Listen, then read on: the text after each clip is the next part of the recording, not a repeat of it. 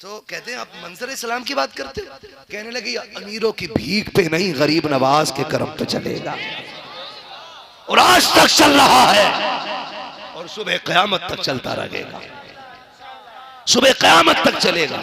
ख्वाजा निजामुद्दीन बादशाह कहता मिलना है मुझे, कहने लगे मुझे शौक नहीं।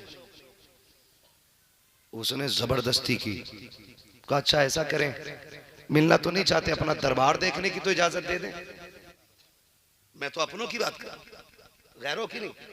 हमारा इस्लाम किसी धर्म को टारगेट करके रात में छापा मारी की इजाजत नहीं देता।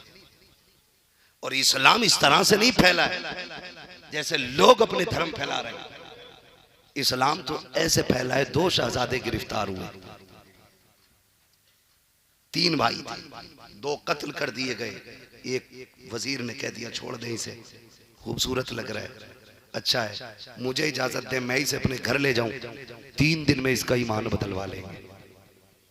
बादशाह ने कहा ले जाओ, तफसील में नहीं जा रहा हूं। बादशाह ने कहा ले जाओ, ले आया। उसकी बेटी बड़ी हसीनो माजबीन थी, देख इस्लाम कैसे बढ़ा गया। हसीनो माजबीन बहुत खूबसूरत, उसे हुस्न पे नाज था। बाप ने आके कहा सुन बेटी, आज ना पूरी जिंदगी की उजरत मांग रहा हूं। कहा क्या? कहा तुझे हुस्न पे नाज है ना? कहा अब्बा मेरे जैसी हसीन कोई नहीं। उसने कहा तुझे तब मानूंगा जब तू इस मुसलमान को अपने ईसाई धर्म में शामिल कर लेगी। उसने कहा कौन है? कहा ये नौजवान। उसने कहा इतनी सी बात, लोग मेरी राहों में लाइन लगा के खड़े रहते हैं झलक देखने के लिए, और आप इसके ईमान की बात कर रहे हो? कितना वक्त मिला है? कहा 3 रातें। कहा 3 तो बहुत है, एक ही रात में ईमान छीन लूंगी। उसने कहा ठीक है। उसने कहा शाम होने दो, ले आया, रख दिया। शाम हुई, उसने बनाव सिंगार किया, और जब उस नौजवान के कमरे में गई, उसने जाके क्या देखा? मुसल्ला बिछा है, रब की बारगाह में जवान खड़ा है, लब पे तिरावत है, आंखों में आंसू हैं, अपनी फरियाद अपने रब से कर रहा है। बैठी रही, रात गुजर गई। अब्बा ने कहा बेटी क्या रहा? कहा अब्बा शायद उसकी इबादत की रात थी कोई, इसलिए उसने मेरी तरफ तवज्जो ही नहीं की, तवज्जो ही नहीं की। आज की मोहलत और सुनो मेरी बहनों। फिर गई, अगले दिन फिर वही हाल, फिर नमाज सजदे क़याम, फिर आ गई। आज क्या हुआ? अब्बा शायद आज भी कोई रात थी, एक रात बस, कल की रात। जब तीसरी रात आई ना, तो फिर उसके दिल में यह एहसास पैदा हो गया, ये इंसान है कि फरिश्ता है? जिस हुस्न को देखने के लिए लोगों की लाइन लगती है, ये एक नजर मुड़ के भी मुझे देखना पसंद नहीं कर रहा है। आखिर इसकी नजरों में ऐसा कौन सा हुस्न है जिसने मेरे हुस्न को फीका कर रखा है? आके कहती है तीसरी रात में, जवान तुझे खुदा का वास्ता आज जरा मेरी तरफ तवज्जो कर ले, मुझे तुझसे कुछ बातें करनी है। जवान ने सलाम फेरा, मुड़ के देखा क्या बात है। उसने कहा क्या तुझे मेरा हुस्न नजर नहीं आया? तो नौजवान ने कहा जिसने हुजूर का हुस्न देखा हो वो दुनिया के हुस्न पे नहीं बिका करते, हमने महबूब का हुस्न देख लिया है, तेरे हुस्न की औकात ही क्या है। उसने कहा फिर एक काम कर। कहा क्या? कहा हाथ बढ़ा के कलमा पढ़ा दे, मुझे भी अपना बना ले। कहा क्यों? कहा जिस मजहब का मानने वाला इतना पारसा है, उस मजहब का लाने वाला कितना पारसा रहा। इस तरह से इस्लाम फैला, रातों रात डांके मार के नहीं, पैसों का लालच दे के नहीं। अगर लालच से इस्लाम फैलता तो सिर्फ मक्के में रह जाता, सिर्फ अरब में रह जाता। लेकिन दुनिया के कोने कोने पे जो इस्लाम फैला है, ये लालच की बुनियाद पे नहीं, हक्कानियत की बुनियाद पे फैला है। और बेटी इतनी अंधी हो गई, इतनी अंधी हो गई, किसी ने पैसे का लालच दिया, डूब गई। कसम खा के कहता हूं, भागने वालियों की बात नहीं, जो ससुराल चली गई है और शोहर के घर सोने के लुक़्मे खा रही है, उनसे जाके पूछना क्या तुम्हें शोहर के घर के सोने के लुक़्मों में वही लज्जत है जो बाप के घर की चटनी के लुक़्मों में लज्जत आती थी? वो जबान पकड़ के कहेगी खबरदार, यहाँ की रोटी को मेरे बाप की रोटी से ना मिला लेना, उसके घर की चटनी के टुकड़े यहाँ के मुर्ग बकरों से ज्यादा अच्छे लगते थे। उनसे जाके पूछ बेटी बाप क्या होता है, उससे जाके पूछ तुझे पालने वाला कौन है, जो तुझे मान कहता रहा, सम्मान कहता रहा, अभिमान कहता रहा, अपना गुरूर अपना घमंड कहता रहा। कई बापों ने तो इतना प्यार बच्चियों से किया, कहते थे शुक्र है बेटा नहीं है, बेटी रब ने दी है, लेकिन बेटी में बेटे के भी जलवे नजर आते हैं, बेटी के भी जलवे नजर आते हैं। ये प्यार कौन करेगा? सिर्फ बाप। और हम जाके गैरों के बिस्तर पे लेट गए। तेरी इज्जत इतनी सस्ती, इतनी गिरी हुई इज्जत। सोशल मीडिया पे देखा होगा कि मैं धर्म छोड़ रही हूं, क्यों? अपने पप्पू की वजह से। और रीजन नहीं का तुम्हें भरोसा है? वो पूछता है अंकर माफ करे, मीडिया ने भी जहर से कम काम नहीं किया इस जमीन के ऊपर। पूरे मुल्क की बर्बादी का सबब मीडिया है। जहर घोल रखा पूरे समाज में। फिर भी कभी कभी कोई कह देता है इनमें और क्या दिखा तुम्हें, तो कहती इसमें सारी अच्छाई दिखी। मैं भगाने वाले से भी कहूंगा होश में लेके जा, जो अपने बाप की ना हो सकी वो तेरी खाक हो जाएगी। तेरी क्या हो जाएगी? आपसे मैं कह रहा था लव मैरिज ना करें, अरेंज मैरिज करें। तुम्हें जो नशा चढ़ा है ना, फ्री की सिमें, फ्री की कॉलें, कान में लीड लगाए लगाए बहरे हो गए, नस्लें भी गूंगी गूंगी बहरी पैदा होंगी, खुद तो हो ही जाओगे खराब। अपनी जिंदगी का फोकस अपने फ्यूचर पे करें, अपने मुस्तकबिल पे करें। कह रहे अम्मा बस यही वाली जो अपने पड़ोस में रहती है ना, इसी से रिश्ता करना, ये ना मिली मर जाऊंगा। मर जा डूब के, मर जा करके। कह रहा इससे अच्छी नहीं मिलेगी। मैंने कहा तेरे जैसे निकम्मे ठलुए को हाँ इससे अच्छी नहीं मिलेगी, तेरे जैसे निकम्मे नाकारा को इससे अच्छी नहीं मिल सकती है। मैं कहता हूँ फ्यूचर अच्छा कर ले, खुदा की कसम तकदीर भी अच्छी हो जाएगी, तेरी दुनिया भी अच्छी हो जाएगी।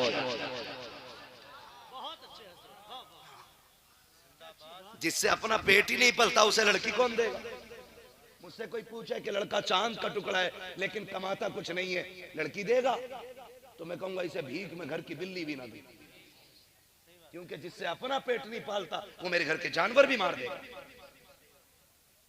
तो फिर भगाने का नंबर तो यूं ही आता ना, औकात तो है नहीं कुछ कमाने धमाने की। जिधर देखो वहां पे इश्क के बीमार बैठे हैं, हजारों मर चुके और सैकड़ों तैयार बैठे हैं। निकलो इस तमाशे से, अपना कल बेहतर करो। कल तुम अय्याशियों में डूबे रहे। सबसे बड़ी वजह बहनों के बिगड़ने की यह है, बहन भाइयों में फ्रेंडशिप चल रही, दोस्ती, और ये दोस्ती गैरत वाली नहीं, बेगैरती वाली है। तू मेरे राज पे पर्दा डाल, मैं तेरे राज पे पर्दा डालूंगा।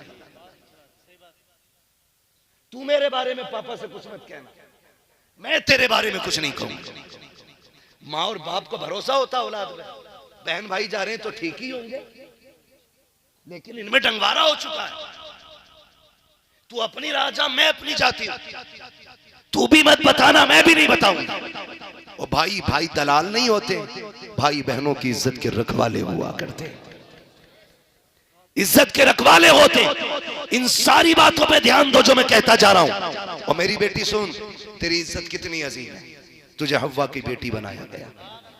ये अलग बात है कि नबुव्वत का ताज मर्दों के सर पे सजा, लेकिन नबी जिसकी गोद में आए वो औरत होती है, वो औरत ही होती है जिसकी गोद में नबियों ने आंखें खोली है, जिसके सीने का दूध वलियों ने पिया है, वो औरत ही होती है। जो अब्दुल कादिर की माँ है वो औरत है, जो सिद्दीक अकबर की माँ है वो भी औरत है, जो फारूक आजम की माँ है वो भी औरत है, जो उस्मान गनी की माँ है वो भी औरत है, जो करबला के ताजदार की माँ है वो भी तो औरत है, जो हैदर कर्रार की माँ है वो भी तो औरत है।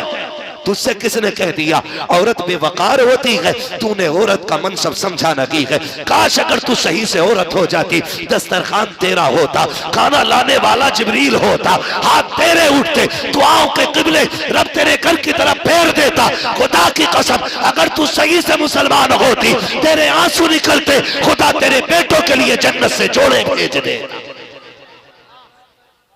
लेकिन तू सही से औरत बन तो सही, बन तो सही। पूरी जिंदगी चुगली करती रही, बेटी बैठी और अम्मा सेंचुरी मार रही है। पूरा दिन बैठे बैठे वो ऐसी है, वो ऐसी है, वो ऐसी है, वो ऐसी है। ये जो पास में बेटी बैठी है ना, ये सिर्फ मिट्टी का पुतला नहीं है, ये रिकॉर्डर है। जैसा तुम करोगे ये वैसे ही करेगी। एक दिन सैयदा ज़ैनब रज़ी अल्लाह ताला अन्हा कुरान की तिलावत कर रही थी, बेतवज्जोही में दुपट्टा सरक गया। उम्र ज्यादा नहीं थी, उम्र 4 या 3 साल थी। कुरान की सबसे कम उम्र में बनने वाली कारिया को सैयदा ज़ैनब कहा जाता है, जो करबला के इमाम की बहन है, अली की बेटी है। कम उम्री में कुरान पढ़ रही है, अचानक दुपट्टा सरक गया, खातूने जन्नत की नजर पड़ गई। इतनी तेज दौड़ी कि लोग नुकसान होती दौलत की तरफ इतनी तेज नहीं दौड़ते गए जैसे सैयदा ज़ैनब बेटी के उतरे दुपट्टे की तरफ दौड़ी। चौथी सर छुपा दिया, कहा ज़ैनब कभी सर से दुपट्टा ना उतरने देना, अगर बेटी दुपट्टा उतार दिया हमने तो उम्मत की बेटियां कपड़े ना उतार दें। वो भाई ऐसी माएँ होती हैं, जब उन्होंने बचपन में तालीम दी थी, करबला में 72 लाशें थी, लेकिन सैयदा ज़ैनब के सर से चादर नहीं उतरी थी। आज मां सेंचुरी मार रही, मैयत में भी जा रही है तो इसका टेप रिकॉर्ड बंद नहीं। मर तो गए अच्छे थे, लेकिन लल्ली बता में लोड़ियां बड़ी दुख में रखती।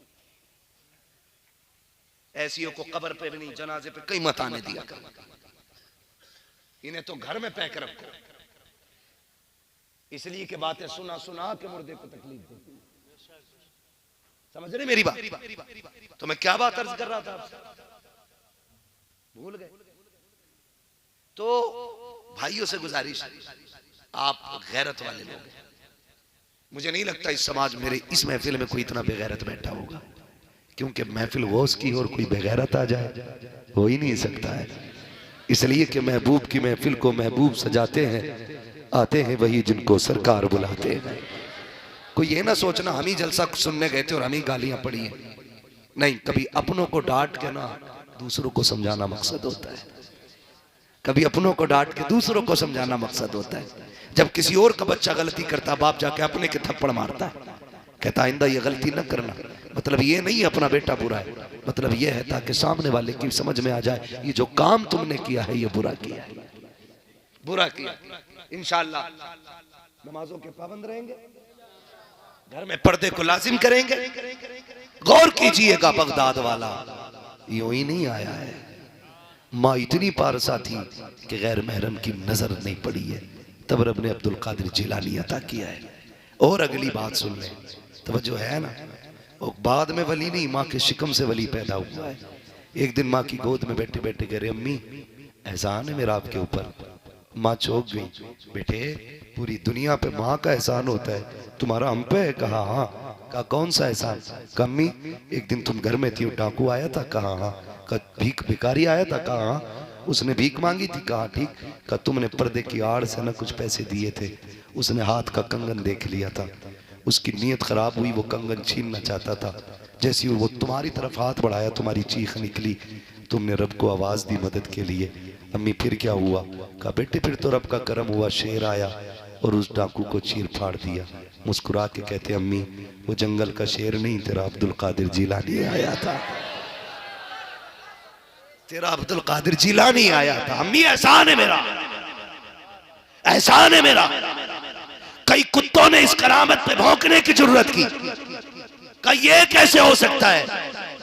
मैंने कहा तेरे जैसे को समझ में कैसे आए? इस करामत को हासिल करने के लिए बेटे को अब्दुल कादिर जिलानी होना पड़ता है।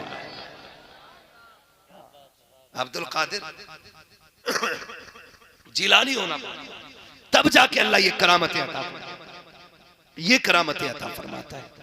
और आगे बढ़े, और आगे बढ़े। बगदाद वाले को देखें, आपने पूरी जिंदगी अल्लाह की रजा के लिए गुजार दी। माँ को आप देखें, 80 सिक्के थे, 40 वो पाक को दिए, 40 भाई के लिए रहे। ठीक है जी, 40 किसके लिए? मेरा टाइम ओवर हो गया, अब ये सुई ऊपर चल रही है। अगर आप तवज्जो नहीं देंगे तो फिर मैं खत्म कर लूंगा। कितने सिक्के दिए? जोर से कितने? और जोर से ये वाले भी बोल दें कितने? 40 सिक्के दिए। अल्लाह कबूल फरमाए हाजिरी। बहुत अच्छा आप सुन रहे हैं। 40 सिक्के दिए। माने का लाल, मैं तुम्हारे साथ जा नहीं सकती, परदेश जा रहे हो, परदेश जा रहे हो। याद रखें, जब लाल परदेश जाते हैं ना तो सिर्फ बीवियों की आंख में आंसू नहीं आते, माँ खून के आंसू रोया करती है, माँ खून के आंसू रोया करती है। जो मेरे भाई परदेश जाते हैं ना वो माँ को समझते होंगे। आप देखना, याद रखना, मैं देखो किसी की बीवी की बुराई नहीं कर रहा हूं, किसी को गलत नहीं कह रहा हूं, लेकिन मैं माँ का दर्द समझाना चाहता हूं। बेटा ना फोन करे, माँ से भी वीडियो कॉल पे बात करे, बीवी से भी बात करे, तो बीवी मुस्कुरा के कहती है और ओवर टाइम कर रहे हो कि नहीं, ओवर टाइम कर रहे हो कि नहीं। देखो ठीक से करते रहे ना, आप क्या होगे तो हार बनाऊंगी। लेकिन वही फोन, वही कॉल चलते चलते बस 1 फीट हटे और माँ के सामने आ जाए। माँ जब देखती है कहती, क्यों मेरे लाल रोटी नहीं खाई है, ज्यादा मेहनत कर रहा है, क्यों अम्मा? बेटे कमजोर लग रहा है। उसकी नजर जेब पे नहीं, बेटे की सेहत पे हुआ करती है, बेटे की सेहत पे होती है। और जब तुम परदेश जाते हो ना, माँ दरवाजे पे बैठ के इंतजार करती है, काश मेरा लाल एक बार मुझसे बात कर ले, मुझसे भी मिल के आ जाए। बीवी से गले मिल के वादे कर रहा है, मिनट घंटे महीने सारे गिन के बता दिए, फला दिन फला तारीख इतने बज के इतने मिनट पे इंशाल्लाह तेरे साथ आके मुलाकात हो जाएगी। माँ देखती रह गई, बेटे बताता तो जा कब आएगा, कहाँ जा रहा है? कहा तुम्हें क्या पता कितने शहर कितने जिले हैं, किधर जा रहा हो तुम क्या जानो। काश तुमने 5 मिनट माँ को दिए होते, 3 मिनट बीवी के पास बैठता, 5 मिनट माँ के कदमों में बैठता, उससे कहता माँ परदेश जा रहा हो, तेरी दुआओं की जरूरत है, अम्मा दिल थोड़ा ना करना, जिस चीज की जरूरत हो फौरन बेटे को एक कॉल कर देना, अगर काम बैठे बैठे हो गया वहीं से कर दूंगा वरना दौड़ के आ जाऊंगा। माँ ये मत सोचना मेरे बच्चे हैं, मेरी बीवी है, इतना कह दे माँ मैं उनका बाद में हूँ पहले तेरा हो। तूने 18 साल सीने से लगा के पाला है, तेरे बचपन की खिदमत याद है, तेरा सीने से लगाना याद है, एक आवाज पे उठ के आ जाना याद है। ओ नौजवानों, माँ बाप को वक्त दे दिया करो, माँ माँ हुआ करती है, चाहे अब्दुल कादिर जिलानी की माँ क्यों ना हो, 40 सिक्कों के बारे में कहती है मेरे लाल तू जा रहा है, माँ तेरे साथ नहीं आएगी। इतना सुना गौस की आंख में आंसू आ गए, माँ इतने साल तेरे बगैर नहीं रहा हूँ, अब कैसे रह पाऊंगा। माँ ने कहा था बेटे तुम्हें हुजूर का दीन सीखना है, तुम्हें आम बच्चों की तरह नहीं बनाया गया है। ए बेटे जिस तरह रुतबे तुम्हें आला दिए गए हैं, जिम्मेदारी भी बड़ी दी गई है। ए बेटे मेरे लिए नहीं, मुस्तफा के दीन के लिए ये कुर्बानी बर्दाश्त करना पड़ेगी। बगदाद वाले ने माँ को अगर छोड़ा है तो जरूरत के लिए नहीं बल्कि मुस्तफा की उम्मत के लिए माँ को छोड़ के गए। नारे तकबीर, नारे रिसालत, फैज़ान गौसे आज़म, असमत वालिदैन, मुफ्ती हम्माद साहब की बुला। क्या बात है मुफ्ती साहब, बहुत अच्छा, सुभान अल्लाह। कोशिश करें अपनी माँ को वक्त दिया करें, माँ को वक्त दिया करें। परदेश रहते हैं, मैं हम लोग भी अक्सर मुसाफिर लोग रातों दिन सफर में रहते हैं और जिंदगी मौत का कुछ नहीं पता। उजाले अपनी यादों के हमारे साथ रहने दो, न जाने किस गली में जिंदगी की शाम हो जाए। कोई नहीं जानता ये निकला है पलट के आएगा कि नहीं, कोई नहीं जानता मैं सफर कर रहा हूं मैं लौटूंगा कि नहीं, किसी को नहीं पता। अगर लौट आते हो तो रब का करम है, लौट आते हो तो रब का करम है। इसलिए घर से जाया करो ना, माँ को राजी करके उठा करो। पगलो जानते नहीं हो, माँ राजी हो ना तो रब मिट्टी को सोना बना देता है, और माँ नाराज हो तो रब सोने को मिट्टी कर देता है। गलत भूल में गलत सोच रहे हैं, कि हम इनसे छुपा के रखें, अमीर बन जाएंगे। अल्लाह की कसम बरकतें उठ जाती हैं, बरकतें उठ जाती हैं। बरकतें तभी रहती हैं जब माँ बाप का हिस्सा शामिल रहता है, माँ बाप का हिस्सा शामिल रहता है। बगदाद वाले की अम्मी कहती है, लाल जा रहे हो? जी अम्मी, मेरे सीने से लग, पता था फिर ये पलट के नहीं आएगा। जानती थी बेटे से आखिरी मुलाकात है, अब शायद मेरी मुलाकात बेटे से ना हो। माँ ने 40 सिक्के दिए, सदरी में सिल दिए। सोचो तो सही, आम माँ होगी कोई वो जिसका बेटा आलम अरवाह में भी वली है, माँ के शिकम में भी वली है, पैदा होते ही रोजा रख रहा है, कितना पारसा बेटा होगा। उस बेटे से माँ कह रही है, बेटे वादा कर, झूठ नहीं बोलना है। ये बात तो समझ में ही नहीं आती है। जो पैदाइशी वली हो, जिसका रोजा ना छूटा हो, वो झूठ बोलेगा? झूठ से मुश्किल काम था पैदा होते ही रोजा रखना। जिसने पैदा होते ही रोजा रखा, फिर उससे ये वादा क्यों लिया जा रहा है झूठ नहीं बोलना? बहुत गौर किया ना तो समझ में आया, सिर्फ गौसे पाक ही आगे तक का नहीं देखते थे, मां भी बहुत आगे तक का देखती थी। गोया मां ये कहना चाहती थी, अब्दुल कादिर जा तो रखे हो, काफिले के साथ जा रहे हो, मैं साथ नहीं हूं बेटे, लिहाजा अपनी चीज का हिसाब तुम्हें देना है।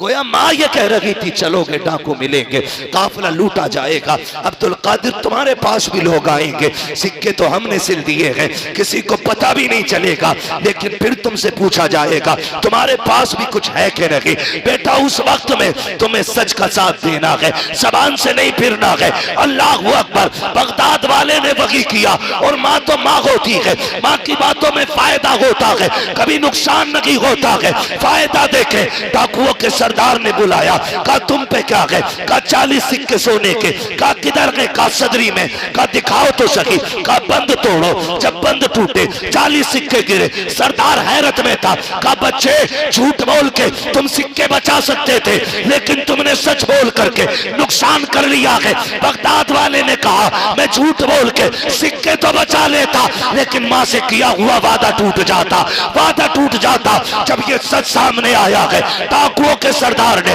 कदम पकड़ के गया, बच्चा कितना अच्छा है, तू मां का वादा नहीं भूला, हम खुदा का वादा भूल गए। उसने कहा बच्चे है कौन?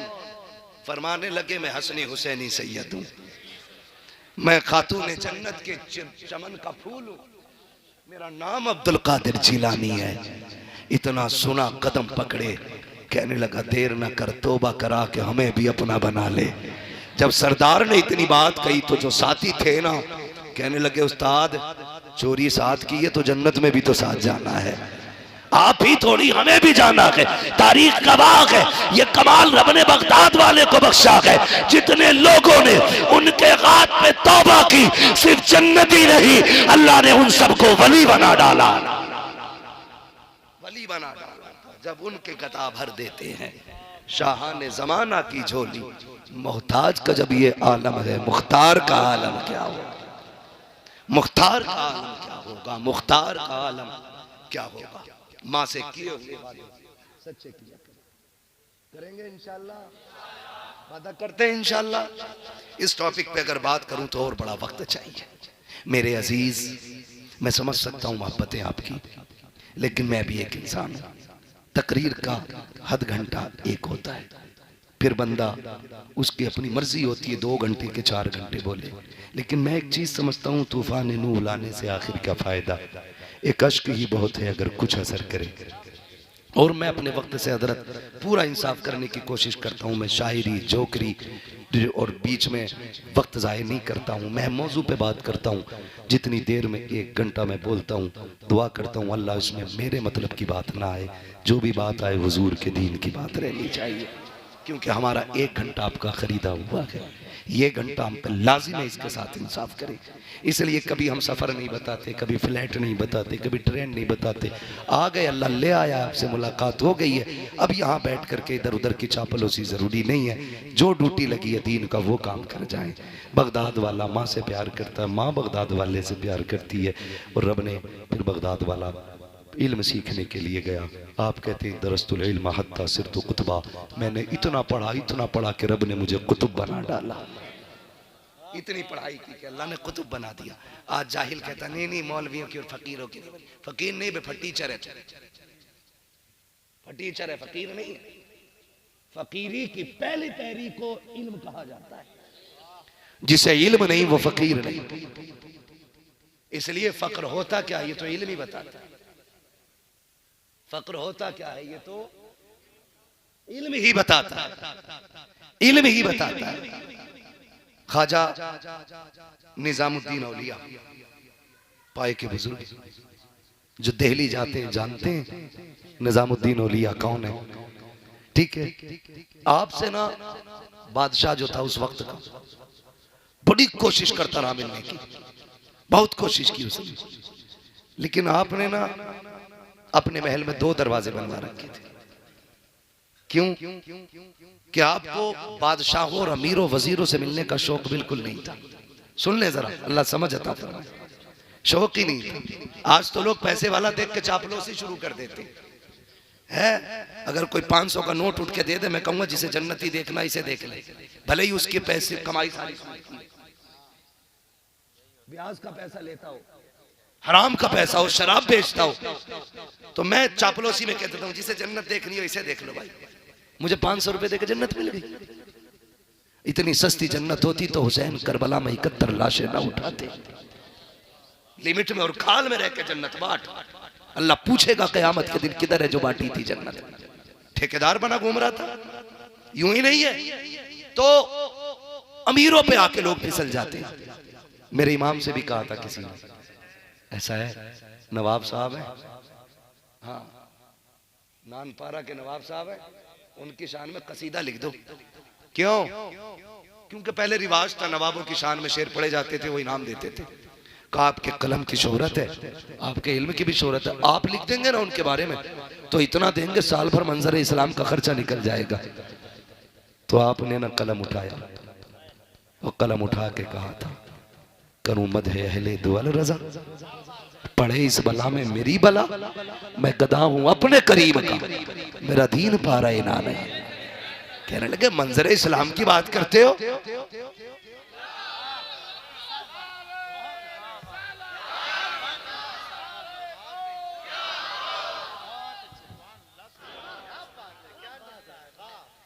ये ख्वाजा निजामुद्दीन ने कहा। ये फर्क है अमीर और फकीर में कि तेरे दरवाजे के पहरेदार गरीब रोकने के लिए होते हैं, हमारे पहरेदार अमीर रोकने के लिए होते हैं। आगे बढ़ा, जहां हजरत के अस्तबल में घोड़े बंधे हुए थे ना, जाके क्या देखता है, घोड़ों के गले में जो वो पड़े थे पट्टे, उन पे सोने की खड़ावट थी, और जो पैरों में पड़े हुए थे घुंघरू वो भी सोने के थे। उसने सोना इतना देखा ख्वाजा निजामुद्दीन की चौखट पे, कहने लगा छोड़ो ये फकीरी का लिबास उतारो, क्या फर्क है तुम्हारे और हमारे बीच, तुम्हारे पास भी तिजोर सोना है, हमारे पास भी सोना है, क्या फर्क रह गया। बड़ी बात कही थी ख्वाजा निजामुद्दीन ने। कहने लगे भी नहीं समझा तू, फर्क बहुत बड़ा है। कहा क्या? का बादशाह सोने को तिजोरी में संभाल के रखते हैं, फकीर सोने को घोड़े के कदमों में डाल के रखा करते हैं।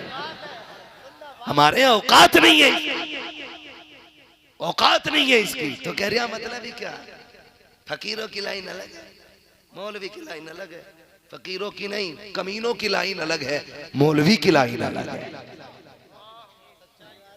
आपसे भी गुजारिश करूं, मैं तावीज का मुखालिफ नहीं, इन चोड़ों चमारों का जरूर मुखालिफ हूं।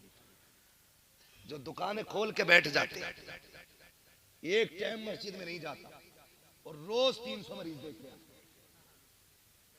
और सबको शिफा हो रही। 97% वहमी मरीज होते हैं। तो मैं बता दूं आज 97% दिमागी मरीज होते हैं, हकीकी नहीं। मुझे कुछ हो गया, उसे मिट्टी उठा के दे दो, उसे लगेगा मैंने कुछ खा लिया, वो फुट्टी। समझे ये चीजें, तमाशे बना रखे। तावीज का मुखालिफ नहीं, हम एक नहीं 5 भी पहन लेंगे, लेकिन देने वाला मुफ्ती आजम जैसा होना चाहिए। जिसके आगे मुवक्किल हाथ बांधे खड़े रहते हैं। ऐसा भी तो एक टाइम मस्जिद में नहीं जा रहा, रोज 300 मरीज देख रहा, कह रहे अल्लाह का बड़ा करम है, लंबी कमाई है। पैसे आना कर्म की बात नहीं होती है, पैसे आना कर्म की बात नहीं होती है। पैसे कर्म से होते तो फिरौन, शद्दाद, हामान, कारून सारे पैसे वाले थे। गरीबी अगर कर्म के खिलाफ है तो फिर अली अल्लाह वाला की, क्योंकि जिसे रब ने बेटी दी उसके घर में तो एक वक्त का खाना भी नहीं था। जिसे नबी ने बेटी दी वो तो बड़ा गरीब थी, धोखा न खाना पैसे देख के, इस पे बड़ा करम है, अल्लाह पैसे दे रहा। सुने मेरी बात, इन्होंने ना बेड़े गर्क कर दिए। हमारी और आपकी कोशिश ये रहे हम रब के भी करीब हो जाएं, मुस्तफ़ा के भी करीब हो जाएं। जब ये कुर्बतें मिलेंगी ना तो फिर किसी जाहिल की जरूरत नहीं, जाके कह रहे जब से आई है लड़ी रही है। देखियो सितारे किधर हैं दोनों के, हाँ सितारे मिलवा रहे हैं। अब मुझसे कह रहा सितारे मिला दो, मैंने गौर से देखा, मैंने मुझे अपने ही सितारों का ना पता, तेरे सितारे किधर से ढूंढ के लाऊं। उसके बाद जब कह रहे हो सितारे मिला दो, तो वो भी कितना कॉन्फिडेंस के साथ कह रहा ठीक हो जाएगा। जिसकी अपनी बीवी 10 महीने से गाली दे रही है वो हमारे घर के हाल सुधारेगा? क्यों धोखों में पड़े हो? फिर कह रहा कौन सा वाला दूं, 51 रुपए वाला कि 5100 वाला? सोच रहा जहेज से तो कमी लग रहा, ऐसा करो 5100 वाला ही दे दो। 3 दिए उसने, 3 15,000 पार। और जब 3 दिए तो ऐसे हाथ जोड़ के खड़ा, हजूर क्या करना? अब हजूर का तमाशा देख, एक गले में बांधना, एक पेड़ पे बांधना, एक तकिए में रख लेना। अब तक गालियां चल रही थी घर में, अब पीर के तावीज की करामत देखो। औरत निकली सुबह, उसने देखा ये क्या टका, रात भर में करामत कहां से आ गई। उसने कहा जी देखो ये क्या है, तेरा पगली बताइए मत, मैं ही लाया। क्या है? कि तावीज है, का कि बरकत का। ऊपर क्यों टांगा? तो उल्लू बना के कह रहा बरकत ऊपर से ही आती है ना।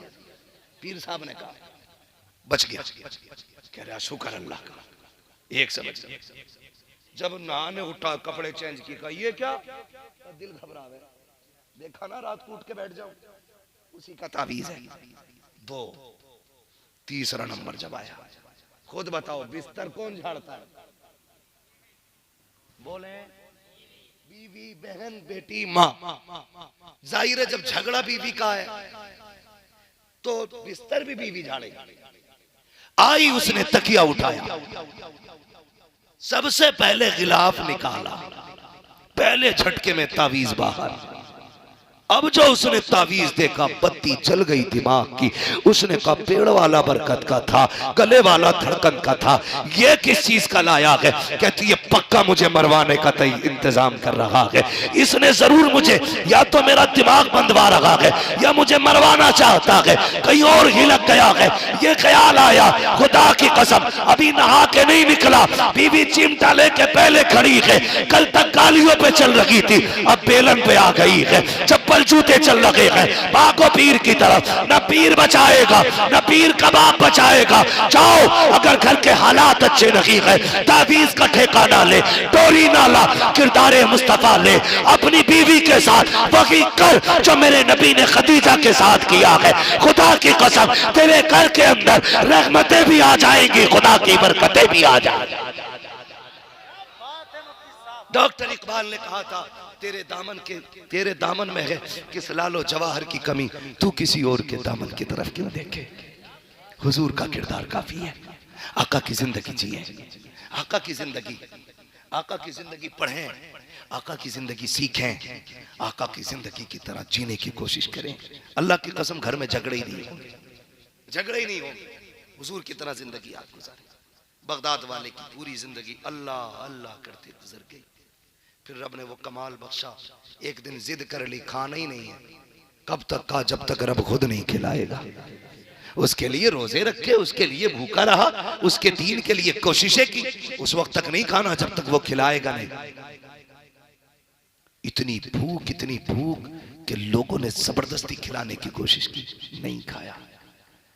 फिर आए एक बुजुर्ग, साथ में खाना अपने लेके आए, फरमाने लगे अब्दुल कादिर खा ले।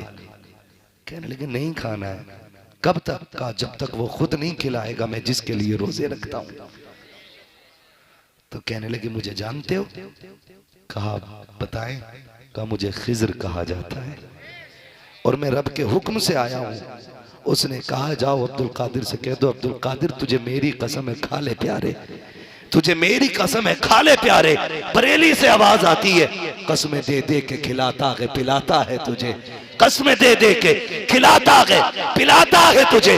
प्यारा अल्लाह तेरा चाहने वाला तेरा, प्यारा अल्लाह तेरा चाहने वाला तेरा। क्या कबे जिस पे हिमायत का वो पंजा तेरा, शेर को खतरे में लाता नहीं कुत्ता तेरा, शेर को खतरे में लाता नहीं कुत्ता तेरा। आज बगदाद वाले की ये शान है कि वो उनका लंगर तो लंगर, जो उनके नाम की 11वीं शुरू कर देता वो कभी जलील होके नहीं मरता है। जाओ ये वजीफा लेके चले जाओ। पीर साहब की दाढ़ी का बाल भले मत रखना चावल में, उनकी अंगूठी मत रखना भले कट्टे में आटे के, लेकिन इतना वजीफा याद कर लेना, जब भी 11वीं आए बगदाद वाले की नियाज कर लेना। वादा है बगदाद वाले का, जो उनके नाम की नियाज करेगा ना वो भूखा मरेगा ना वो जलील मरेगा। जाएगा तो इज्जत के साथ जाएगा और जब भी सोएगा पेट भर के सोएगा। सबसे बड़ा वजीफा है। मेरे इमाम ने कहा था इन बड़े बड़ों की बातें आप कहते हैं, जान दे दो वादे दीदार पर, नकद अपना दाम हो ही जाएगा। बेनिशानों के निशा मिटते नहीं, मिटते मिटते नाम हो ही जाएगा। ऐ रजा हर काम का एक वक्त है, दिल को भी आराम हो ही जाएगा। फरमाया गया या अय्युहल्लज़ीना आमनुत्तकुल्लाह व कूनू मअस्सादिकीन, ईमान वालो अल्लाह से डरो और सच्चों के साथ हो जाओ। आपके इलाके में कोई बच्चियों का इदारा है कि नहीं है? कोई मदरसा है जिसमें बच्चियां पढ़ती हैं? है ना?